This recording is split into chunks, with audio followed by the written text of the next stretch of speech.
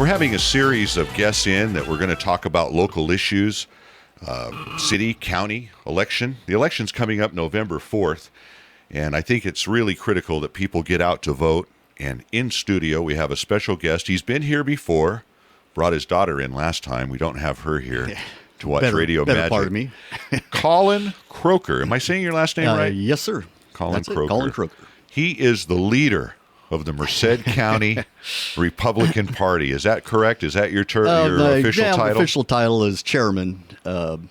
And I think it breaks it down from there to the guy that yells out most of the time. So now, I think we used to have, I remember last time we talked, wasn't there a lady that ran the Republican Party that passed away? I can't remember her name. Correct. That was Dawn Daniels Brown. Dawn Daniels Brown. Yeah, she was great leader for the Republican Party for many years, as I remember. She was super. She kind of got me going in it. And the short time that I knew her, she just mentored me, and not so much for this position, but it just happened that way. So well, I know that you had to walk into big shoes, and you filled them very nicely. And you've been a guest here on our show a couple of times. And of course, as we always harp about here on KYOS on a lot of our programming, it's really important for people to get involved in the government process, to be the voice. I mean, after all, the people are the voice. I have a chart here on the wall of Merced County organizational chart, and the first thing on the chart is the electorate. And to me, they are the boss. And they're the ones that make the decisions of the leaders that we have coming to make the decisions for us. You know, they are right. They are the ultimate voice. And I think that's what your job is, isn't it? To try to get people to vote? Exactly. That's our main deal. You are right, though. It's people get it wrong. The elected officials are supposed to work for the electorate. And people get it wrong all the time. They're always say, well, so-and-so did this. They voted on this. How did that pass? Well, you know what, folks? A lot of times it's just a simple matter of showing up at a council meeting, a school board meeting. I've been to a few, and there's only a few people out in the audience, and they really don't have much input. They're taking notes, and they close the meeting, and that's about it. And the gavel falls, and next thing you know, something passed, and everybody's honked off about it. But you really have to get involved. Well, and as you know, being the chairman of the Merced County Republican Party takes a lot of time. You have a job. I know you had to make time out of your day to come down here today. And a lot of people, they rely on their elected officials to do a good job, to represent them. And sometimes that doesn't happen, or things go astray. And so that's why it's really important, I think, to get out and vote. We have an election coming up November 4th. Right. It's a big one. It's a big one. Statewide election. Right. We're going to elect a new governor. Lieutenant governor all the way down. And congressman for our district. Assemblyman for our district. There's also some local races. Correct. Yeah, we have a few. Well, let's get right into it. I know, all right. Folks, we've introduced Colin now, and we're going to get into the races because I think I'm going to do it from the bottom up. One of the things you and I talked about the other day, and I don't know if it's on the list you gave me. Maybe I should. Maybe I should look first. But the school districts. Right. You know, that's one of the races that we've kind of overlooked, I think. I know I have on other shows that I do. It seems that the school district, I don't know why it doesn't get the play, but it's really important, isn't it? It very much is, and you're right, because a lot of people, there's open seats for this time around, and a lot of people they bypass it. They don't realize that those seats are there. That was one of those instances where you can't go to a Merced Union High School District board meeting, which is open, and there might be one or two people attending, and they go through the motions, and it's like, wow, you got this group of people, which are all, they're all good people. They're civic minded, and right. But there's no input from the community, and so that's a very, very important. Well, I know one of the things that's talked about on other shows is this Common Core, which is a new type of learning in the school system, and I know that the school districts obviously always need more money, it seems like. There's never enough money. So your school board members kind of oversee some of those expenditures and see where that's going. So it's really critical. Matter of fact, we just had a resignation on the Merced Union High School District, Mr. Spangler, I believe. Oh, yeah, I believe it was. Resolved. I got his name wrong on another show. Okay. Just a correction to go out there. If people are listening to that, I believe I said William Snyder III. incorrectly Oh, no. resigned. And so I apologize for that Okay. miscommunication. But Sam Spangler resigned. I think they're going to appoint a member. But we have a couple of, or we have a choice on the, is it the elementary school district Mr. Opinski's running for? It's the Merced Union High School District. So it is the Union High School District. So Correct. that's going to be an important race since we just had a resignation on there. Correct. And there's 3 or 4 other folks running on that. I see a lot of signs, a lot of apples. A lot of apples. Everybody uses an apple when they run for school board. I think it's Exactly. I don't know if the ALAR scare years ago, if that's a good idea, but It's a big. They call it Area 1. It's not really districts. The way is a assembly district or congressional or senate district. Right. Anyway, Area 1 is basically 99 to Yosemite to 59. It's pretty much the whole center part of Merced. the city of Merced. Kind of leaves out the south side. Okay. But so it is a big district, or big area, excuse me. And we've known Greg for quite a while, and he's been kind of dabbling in and out of it. And he came to a few meetings, and he was very concerned about the direction, where the money's going, who's getting what, and he wants to make it more transparent. Yeah, I think I received a mailer actually in the mail recently from Greg Opinski, and it says one of his priorities is ensure budget transparency, improve academic achievement. I found this one interesting. Less money for administration and more for the classroom. And I don't know if he's talking about teachers also. I think he's probably talking about the upper administration. You know, we seem to have, I think it's 22 school districts here in the county of Merced. And if we count MCOE, it's 23. I could be wrong. No, it's over 20. Yeah. And then that's 20 superintendents. That's 20 assistant superintendents. That's 20 assistant to the assistant superintendent. Correct. You It see just what I'm goes saying? downhill. Correct. And I don't know if you necessarily agree with that, but I like this point. And then promote administration and faculty accountability. Because one thing I've harped on is that we're the 50 states in the union and we're in the bottom 5 when it comes to education. We're hovering around 46, 47, depending on what polls you read. Right. And so this is where, when he talks about accountability, hopefully whoever is elected is going to look at raising that bar. Correct. And what you did bring up a little bit ago, the Common Core situation. I know it depends what group you're talked to. We're definitely, I'd say most of the Republicans are, they're against it. There's just too much intrusion, too much. For one thing, a lot of that money is not going to the classroom. It's going to all types of data gathering, different textbooks.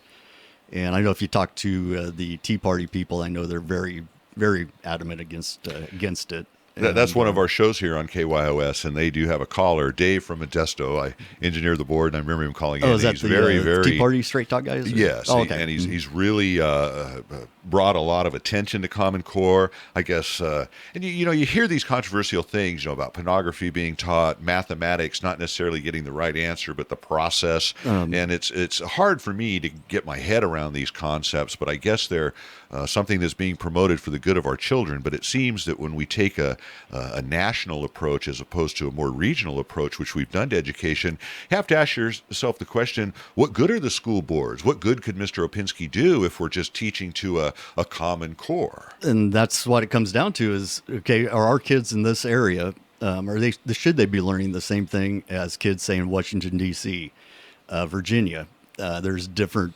applications, different types of teaching.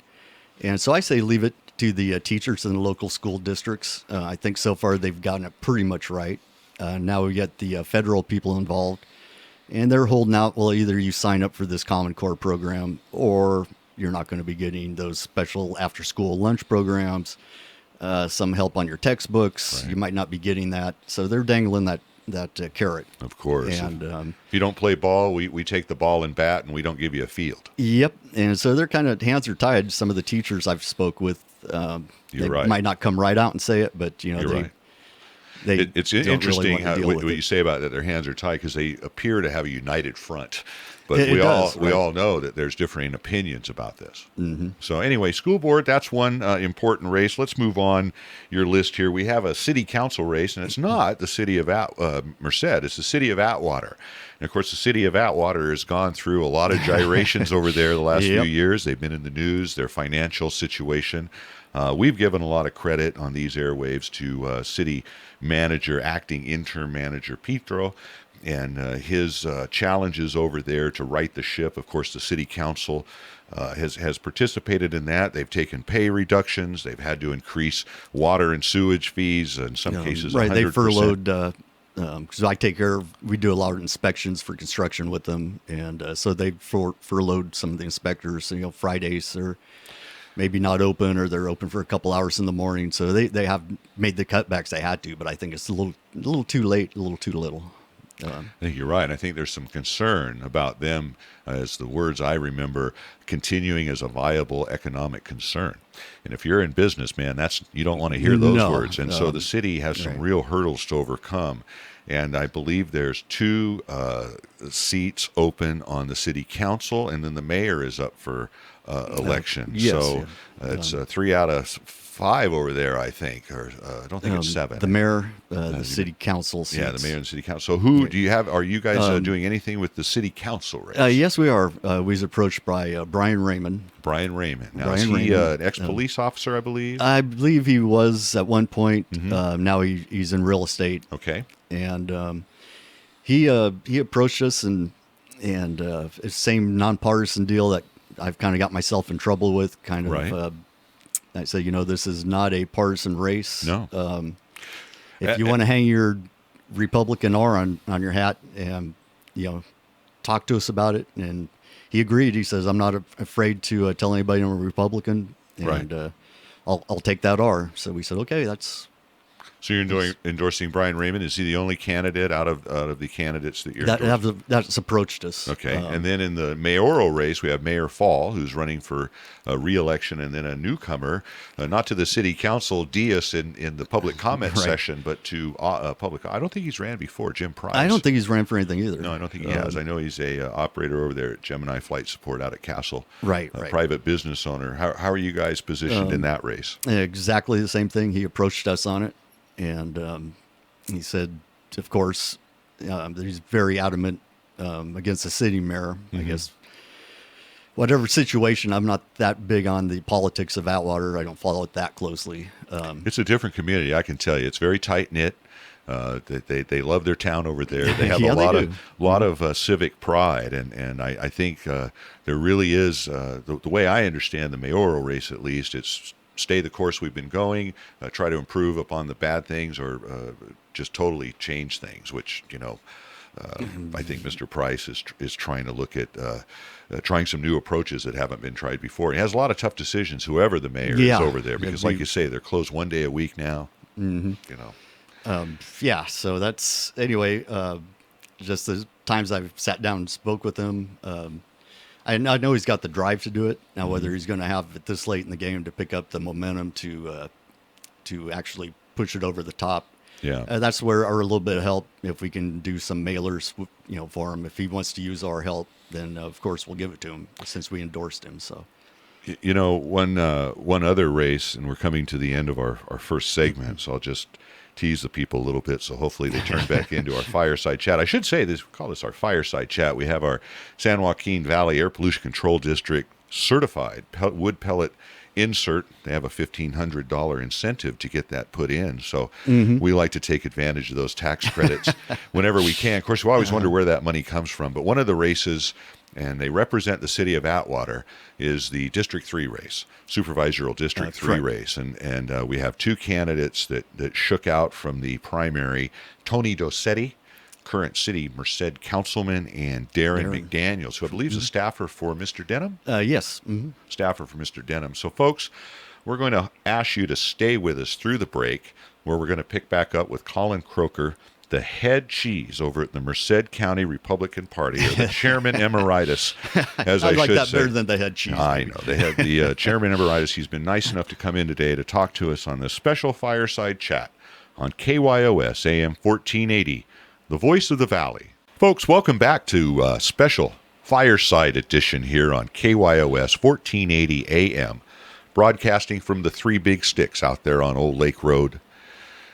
In studio, we have Colin Kroeker. He's the chairman of the Merced County Republican Party. I've been kind of teasing him a little bit about his title, but he's been gracious enough to come into the Studio C facilities here. We have the wood pellet stove going.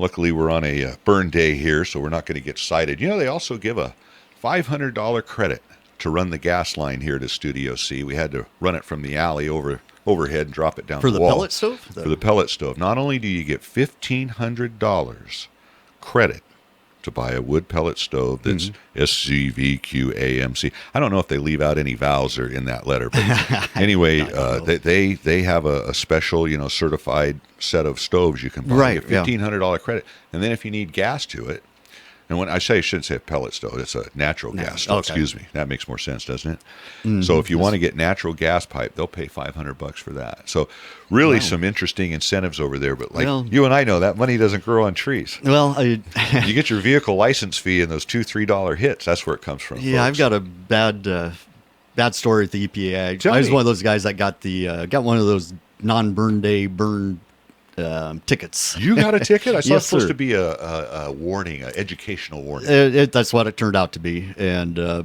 I tried to fight it. It didn't work out well for me Now, whatsoever. when you say you tried to fight it, you didn't want to go to the educational, the retraining I didn't want to get program, re-educated the FEMA on camp. FEMA camp, correct?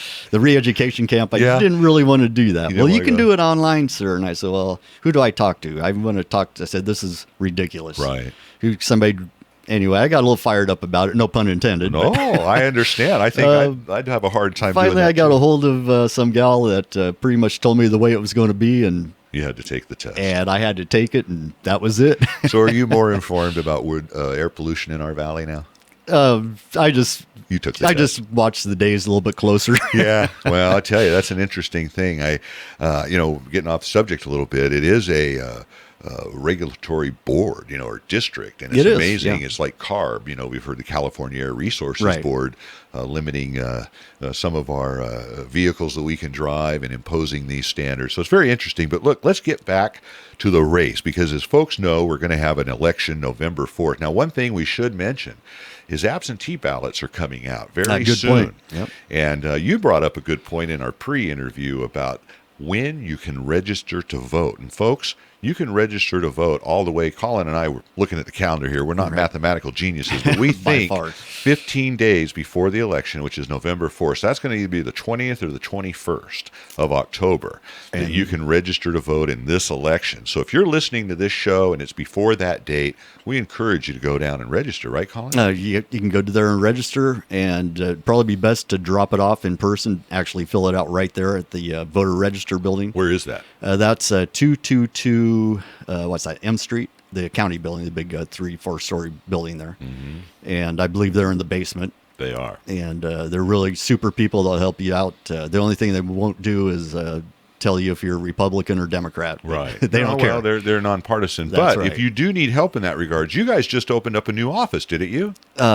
Yeah, we have it starting. It's going to be next Saturday, which I believe is the 11th. Okay. October 11th is when the office opens, and it'll be open correct. through the election? Throughout the election. And where's that located? Okay, You that told me is. once. It's off of Ashby Road, 16th Street. Ashby Road, is that in the county? Yeah, it's is.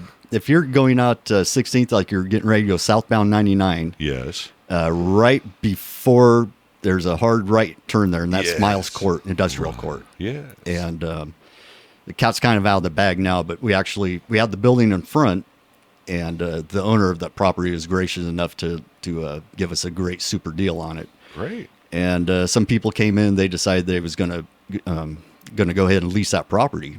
And he goes, well, the only thing I have left is this caboose. And I was like, a caboose? And I've seen it. I've done work out there. And what it is, it's a 1940 something actual caboose. He moved Railroad in. caboose. Railroad How caboose. cool. And it's all set up. It's got landscaping, and it's all been redone. And I love that. and so we have a yard there, but that's where it's going to be this Saturday. Well, that's a landmark. People should be able to find that. Yeah, and it does have the big horn whistle, so I'm sure the kids are going to drive everybody nuts pulling on that thing. So I'd be driving you nuts. I'd be pulling on it. So if people want to go out there to the caboose, you would help them register. You have the registration forms also, yes, correct? we do. Yes, we're going to have walking materials, signs for all the Republican candidates. Well, sure. Most of them have already committed to being there from 11 to maybe 2. We're going to have hot dogs, some chili dogs, Coke, sodas.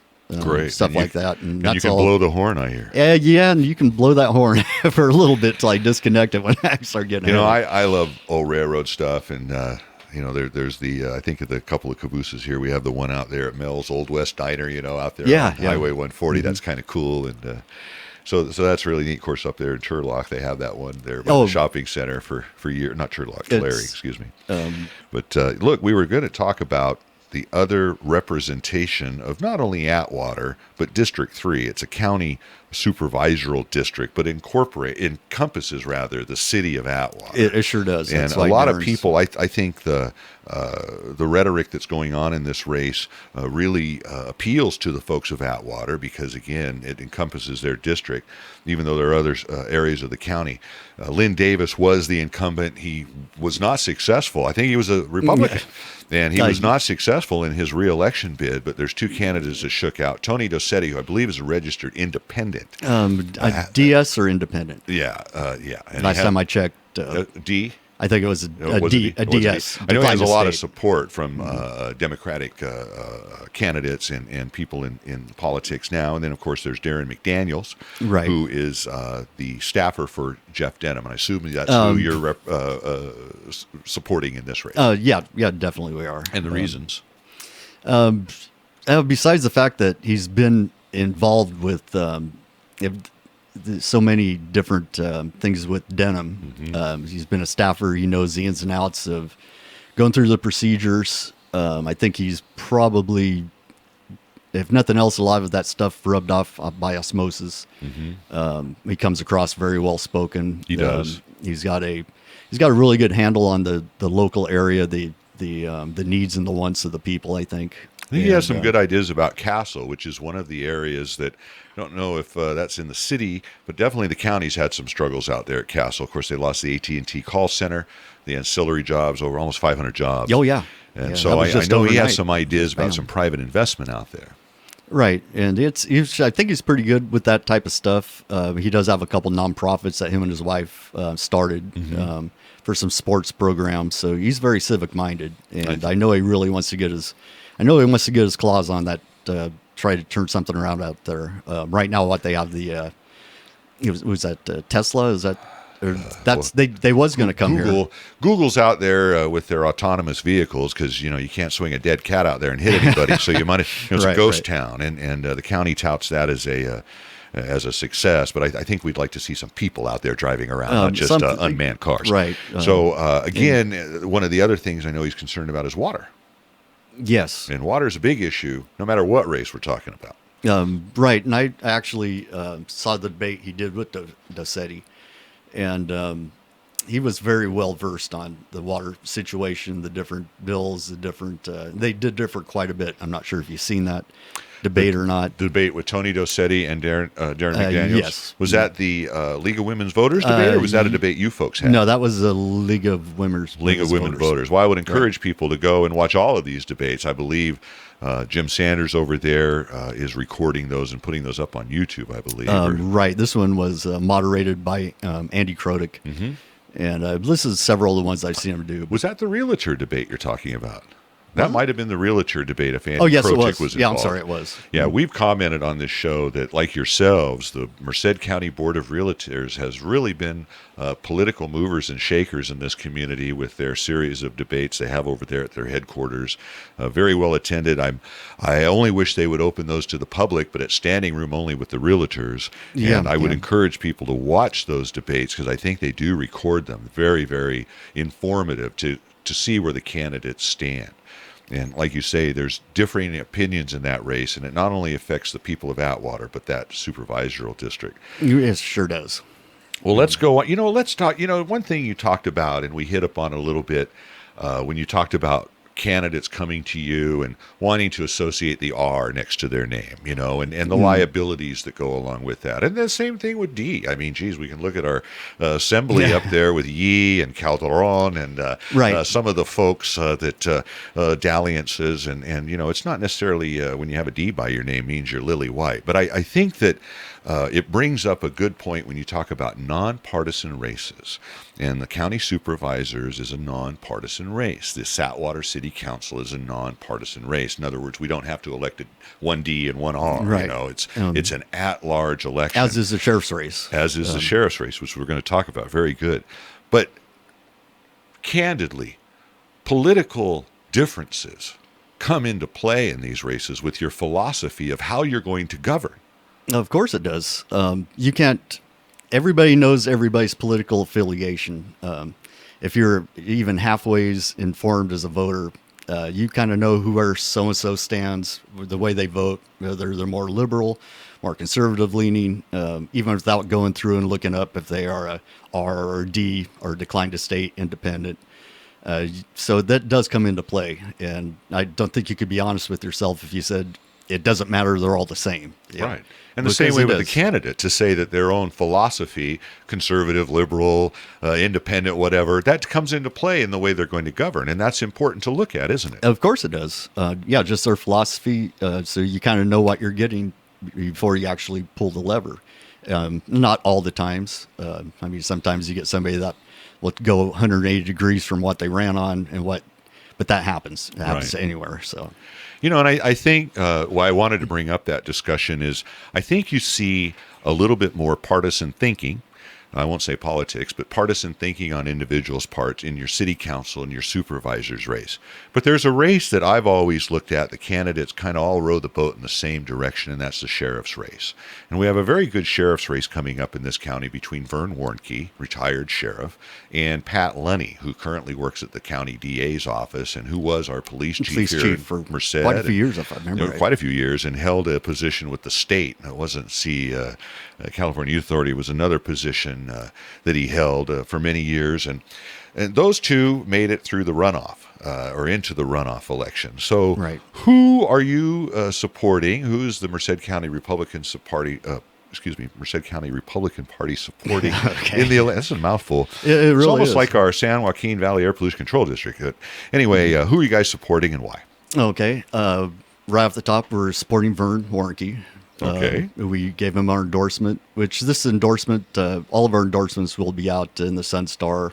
Hopefully by this weekend, they'll see a complete list. We have a few of the props that we have to shake out a little bit, see if I can get the rest of the committee on board. People got to understand that this is not just me coming up, sitting down, saying, I like Vern Warnke, I like this, I don't like this guy, scratch him off. This actually goes through a process with our committee. If we get more than half of the committee members either not voting or declining to vote, then we just will not endorse. Right. So this is a consensus of the group. Right. It is. So anyway, we're basically Vern. Same thing there. He did contact us on this, and don't get me wrong. We have contacted him to see how it's going, see how your race is going. Right. Because he is a Republican. Sure. And that's kind of our jobs to reach out to all the Republican candidates. Right. And just after speaking with them, just the philosophies are different. To be honest, Night I've and day between the two candidates. Right. I think this is going to be one of the more interesting races besides the supervisor, but you bring up a good point. Night and day. I agree with you. That's one exciting race that it's not going to be a yawner.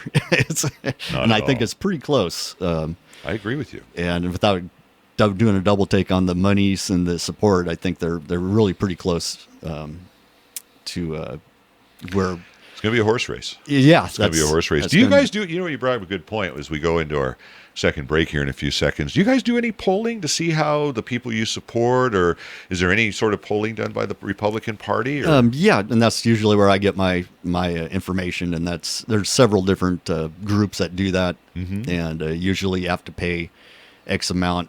And I cheat. I usually go off of one of the other candidates because they have to pay for them anyway. Yeah. So see what. So I just kind of borrow what they got. And, Well, I think it was a surprise in the primary that Vern finished first. I know that Yeah, he did. he did, and I think that opened a lot of people's eyes, and it's been a very, very, very interesting race. Look, folks, we encourage you to stick with. I know this goes quick. Told you he was a good guest. This goes really quick, and we'll be back after this break on KYOS 1480 AM, the voice of the Valley. Folks, welcome back to the third final segment of this special fireside chat with Colin Kroeker. It's toasty warm here in Studio C. We burning have up. It is burning up. We're going through the wood pellets. We've got a few bags here. Hopefully we'll have enough to finish this interview. You know, one thing I got in the mail, Colin, that was kind of interesting, I got a postcard.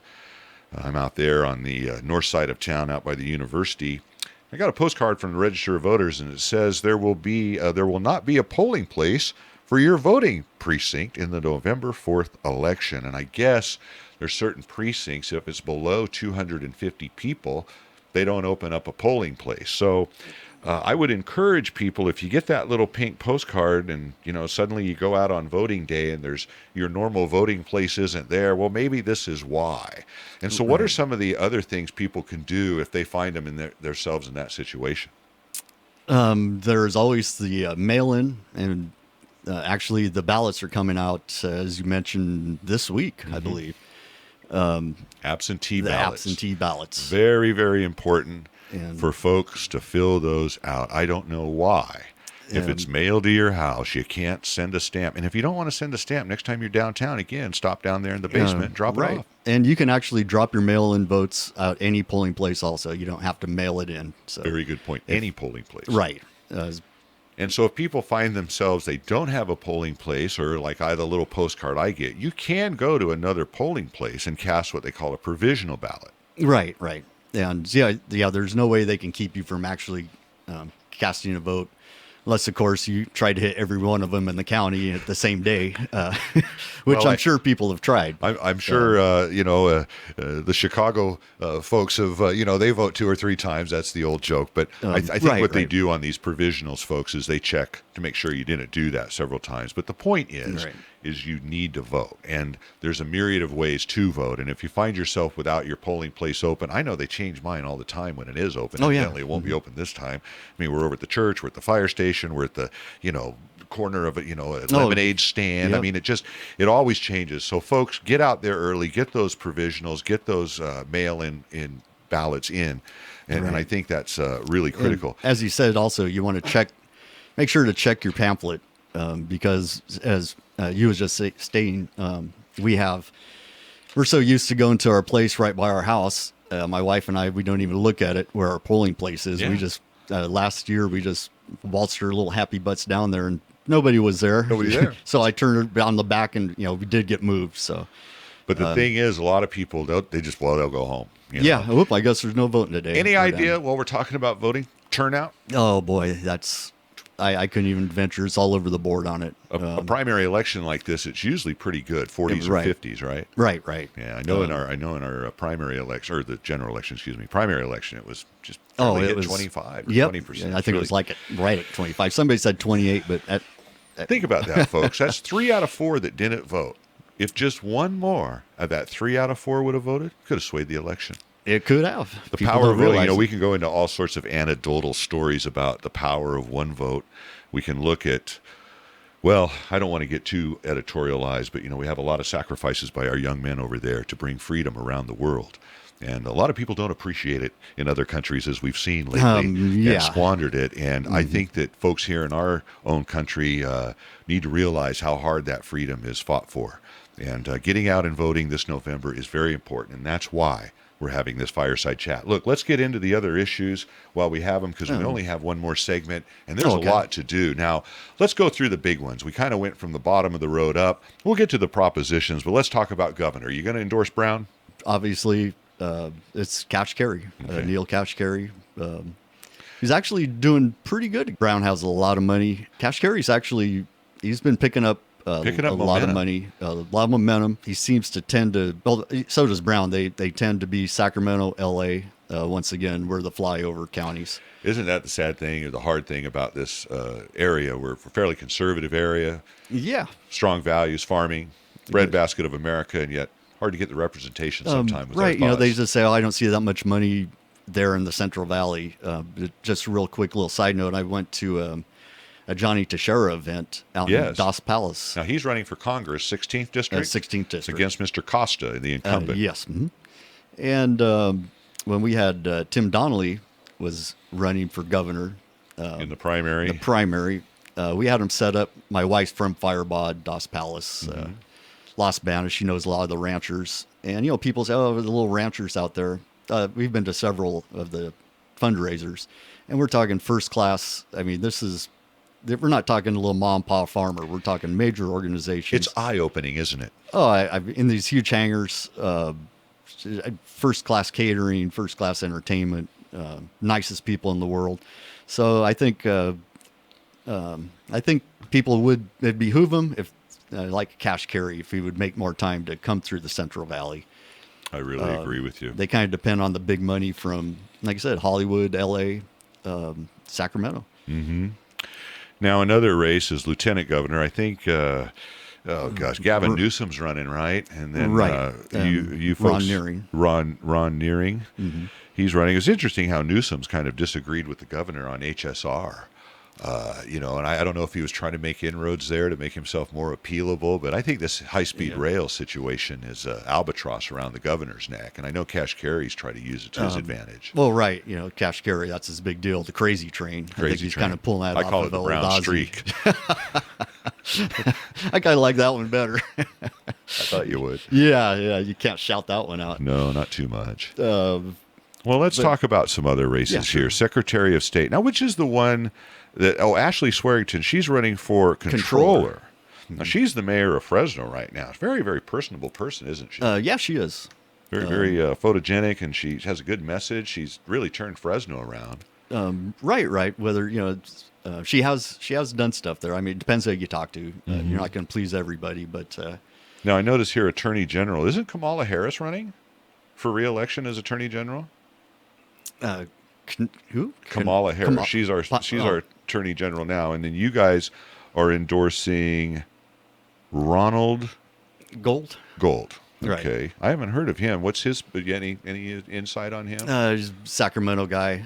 He's been involved with banking and stuff all his life. So that's about Attorney General is a really important position, top cop in the state. It is. There's been a little controversy as far as, I'm not sure if it was more tongue-in-cheek, but the marijuana situation. As far as the dispensaries and that Yeah, sort of thing. stuff like that. So I'm not sure. Well, I know the other exactly. states, Oregon and Colorado, they're going through some growing pains with that, and I have a feeling it's coming. That issue isn't on the ballot this year, right? The No. recreational legalization of marijuana, right? Didn't No. make it this time, did it? I know that's been talked about. Well, let's look at some of the other races. Of course, two of the big ones here, three, I think, congressional race. You've already indicated you're supporting Johnny Teixeira. Correct. And he's running against Jim Costa. And then, of course, State Senate District 12. Now, this is, we talked about one of his employees, Mr. McDaniel, but Anthony Cannell is running for re-election. Correct. Right. State So, senator. State senator. He's been, is that where they term out, or is this his second term? This is second Or third term? Assembly District second. 12, 21. Read that back. We had a late entry, not late. write-in. Write-in. Yep.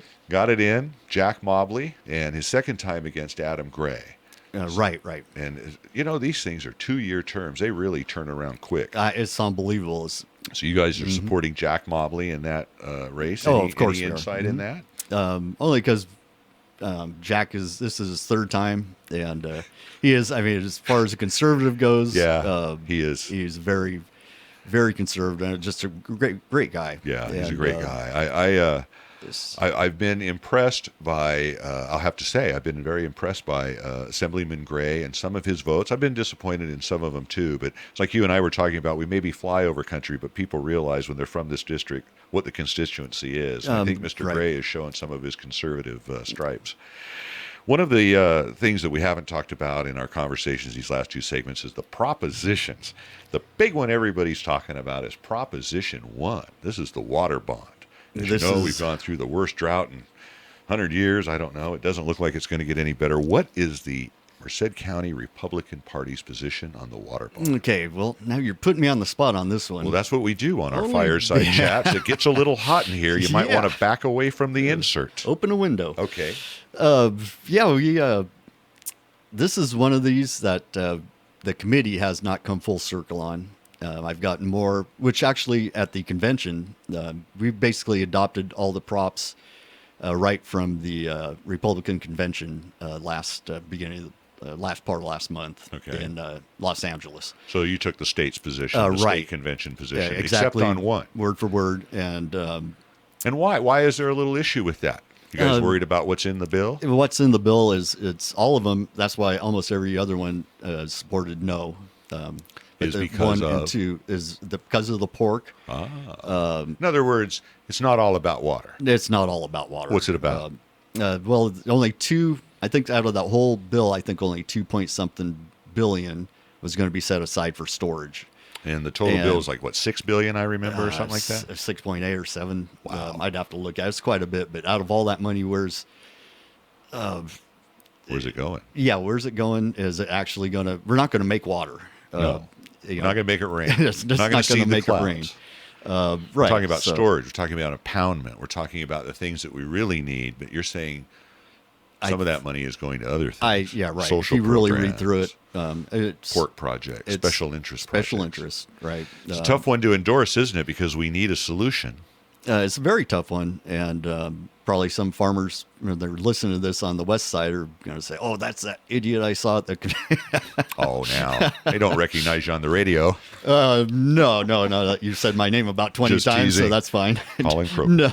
Yeah. No, well, you bring, water, as we've talked about, it's very important. So I'm taking that Prop 1, you guys are supporting reluctantly. It might just come down. We might have a little asterisk at the bottom of our page. Yes, but. Yes, but this does not necessarily reflect a disclaimer. I'll know that by here in the next couple days. The state budget stabilization account. This is Proposition 2. Is this something the governor's been pushing, I believe, to our finances? Is that what that one's all about? That's got a lot to do with it, and without really going into it too much, You guys think that's a good idea?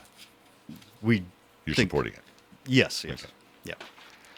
And then one of the ones I've heard a lot of back and forth about, giving too much accountability to one politician, is this Proposition Or 45. And yeah. evidently this is the healthcare insurance rate change initiative statute. And I guess it creates a position that modifies what we have now in the healthcare regulation. It'd be the commissioner. Yeah. And we've got people's memories are really shallow here in California. Right. We got Governor Brown in there. I don't know. But anyway, it's one of these deals where we've had a lot of controversy with insurance commissioners over the years. I don't know if we need to add another commissioner. Isn't that the concern here? The concern here is whatever individual gets put into that is going to have carte blanche. He's going to have a lot of power over the different fines, the different every aspect of California's insurance system. So that's just a little too much. Somebody just wave a magic wand and then, hey, I don't like it this way. I think I'm going to change this to this. It's like we talked about how you govern based on your ideology and stuff. And really, I think we want to keep it in a broader group of people's hands to get different opinions as opposed to one individual. That's why you folks aren't supporting that. Okay, and then Proposition 46 is drug and alcohol testing of doctors, medical negligence lawsuits, and the initiative statute. And I see you guys are not supporting that one either. Any comment on that? If you look at it, actually, the 46 and 47, it looks like a lot of that money is going to lawyer groups. I don't see it doing as much good as they say, well, this is what we should be doing as far as drug testing. Right. And then 47, that's the criminal sentences, misdemeanor penalties initiative standpoint. And is this a prison overcrowding issue? I believe it is. And, I can see, I don't think you need to put people in jail for misdemeanor crimes as far as petty theft. I mean, I think some, usually that's Yeah, it's a back either, and forth, isn't it? Three strikes, we get so frustrated, then we fill up the prisons, and now what do? We don't Yeah. have money for new prisons. Exactly. I believe the Sandy Mush, whatever facility that it's called now. It's called it used to be called Paysen's Bed and Breakfast, because you were in the morning and out in the evening, but Sheriff Paysen isn't our sheriff anymore. But no, it's no. Colin, it's been a fast-paced hour, and I don't even think we've got to all of your endorsements, but I want to tease the people to look for the Merced County Republican Party's endorsements. And again, you have a new facility. It is 1737 Wheat C, Ashby Road. Okay. At Miles Court, Miles Industrial Park. And it's a caboose. Is it painted red? Pretty much red. It's Okay, a little good. faded, but you can't miss it. I Just think follow that's- the signs. The easiest way is just show up at one of our meetings, which is What second are those? Thursday of every month. Second Thursday of every month, up there on the third floor of the county building in the Right. conference room, kind of behind the council room chambers. 310, right past Jim Costa's office, Right. as a matter of fact. Now, they turn the air conditioning on for you in there? Because Uh, I heard the grand jury has to sweat it out when they meet there. Well, Colin Kroeker, I really appreciate you coming in.